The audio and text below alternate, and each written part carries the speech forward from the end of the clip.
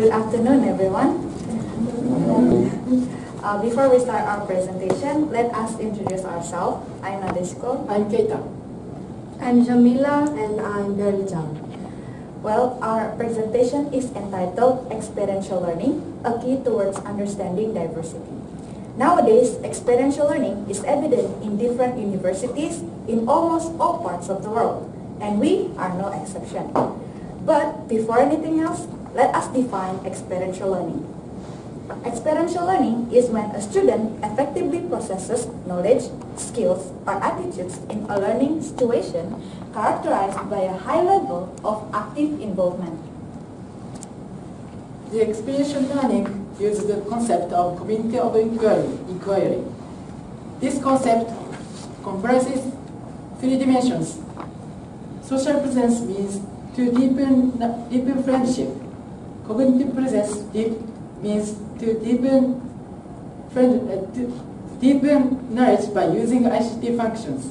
Teaching presence lead us to the outcomes. Now, what is the difference between experiential learning and academic learning? Experiential learning is an active phase of learning wherein students learn by being directly involved in a learning experience. On the other hand, academic learning is the process of acquiring information without the necessity for direct experience. While both methods aim at instilling new knowledge in the learner, but academic learning is more abstract and has classroom-based techniques, while experiential learning actively involves the learner in a concrete experience. Now, let us introduce to you some of the few experiential learnings we participated in.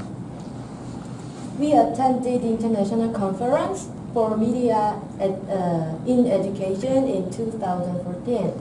First, we shared our ideas through Skype or email, and then we did the presentation with Japanese students. While we focused on our own project topic, at the same time, we raised our social presence by enjoying dinner with Japanese friends. This Skype session helps us to conclude our research. You can see the pie chart on the screen. It allowed us to develop our cognitive presence. When the first time I joined World Youth Meeting in 2013, my partners were from Malaysia. I thought my partners would dislike me because my country and their countries have political issues. But after we worked together as a group, I learned that I shouldn't hold back. If we have an image of something, if we have a stereotype of something, try to break through it by communicating with them or interacting with them. I visited the Philippines as part of the fieldwork program. I used see, feel, and internalize methods. In this case, see means before going there, we gathered data about the Philippines. Feel means after visiting there, we could learn about the situation of women there. According to recent data, the Philippines is ranked 9th in the world in closing the gender gap in 2014. As for Japan, it was 104. Internalize means after that we learn how women in the Philippines have gained their social standing and think of what to do about that in Japan.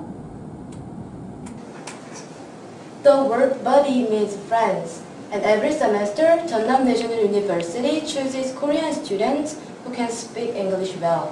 They are matched with foreign exchange students one by one.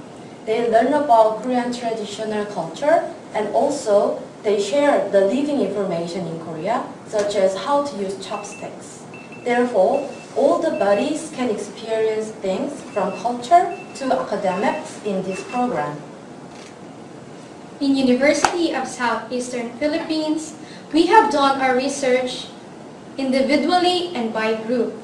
This research allows us to tackle more complex problems than we could on our own. and share diverse perspectives. After doing our research, we presented our results and conclusion through figures, graphs, and synthesizing it all in a paragraph. We have surveyed 100 students each from Korea, Japan, and the Philippines. And as of the question, do you think experiential learning surely deepens your knowledge compared to the traditional instruction style? In the case of the Philippines, 87% of the respondents considered that experiential learning surely have deepened their knowledge compared to traditional style.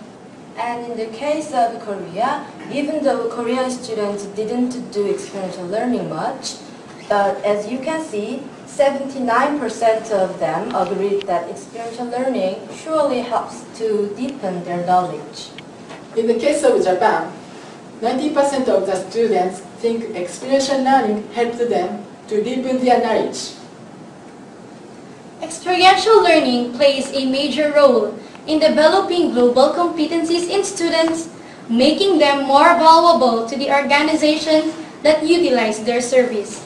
It teaches students the competencies they need for real-world success.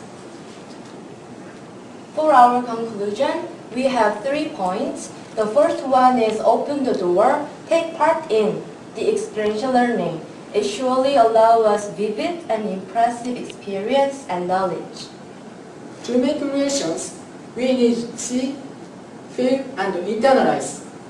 We have to see and feel the counterpart.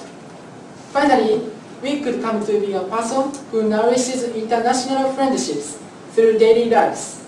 So this is our idea about how to build a bridge towards diversity.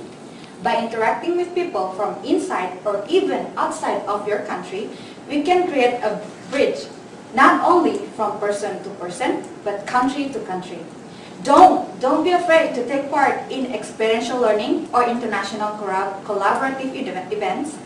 Don't be afraid to be connected with people from overseas. Because, you know why? Because we and each one of you are the main builders of these bridges. Now, before we formally end off our presentation, let me share to you a very good quote from Native American proverb. It is, "Tell me, and I'll forget. Show me, and I may remember, but involve me, and I'll understand." Thank you and have a good day.